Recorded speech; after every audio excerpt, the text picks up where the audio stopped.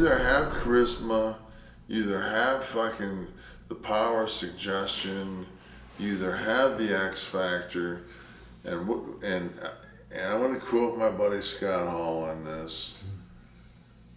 You can't get over in this business unless A, the guys in the crowd want to be you, B, the girls in the crowd want to wake up next to you.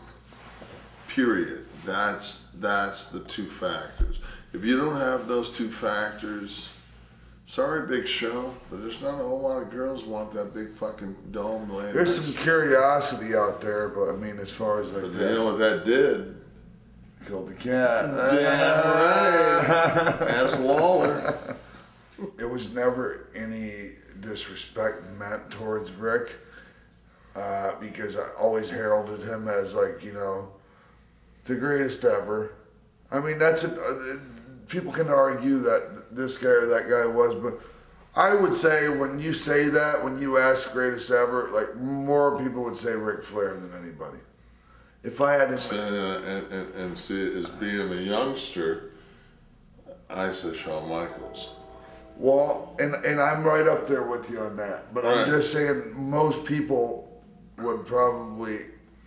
I love Rick, but it just Shawn Michaels didn't have the same match with every guy.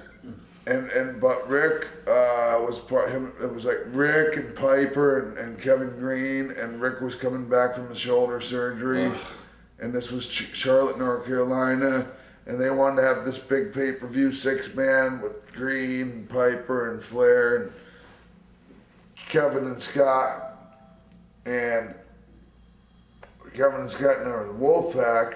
We were getting the Wolfpack over thing pretty good on TV. However, like Flair and probably Piper too were of the mentality we want Hogan in there instead of Six-Pac, marquee value-wise, and it's hard for me to to argue that. Hold on, well, so you don't have to toot your horn.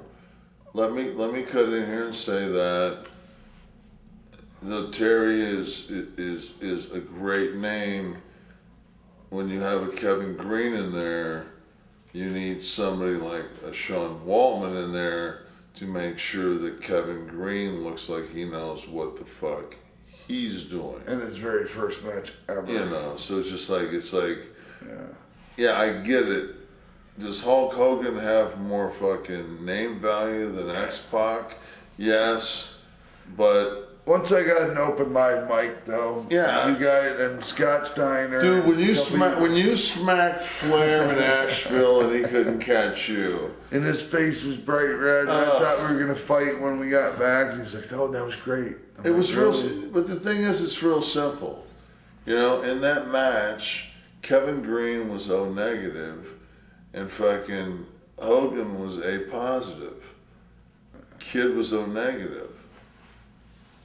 We had during that match, if fucking Greene needed a transfusion, we needed to have the fucking proper fucking blood in the fucking ring, and we did. And they wanted to beat fucking Pac. Yeah. And we said, whoa, everybody's gonna whoa. see that coming.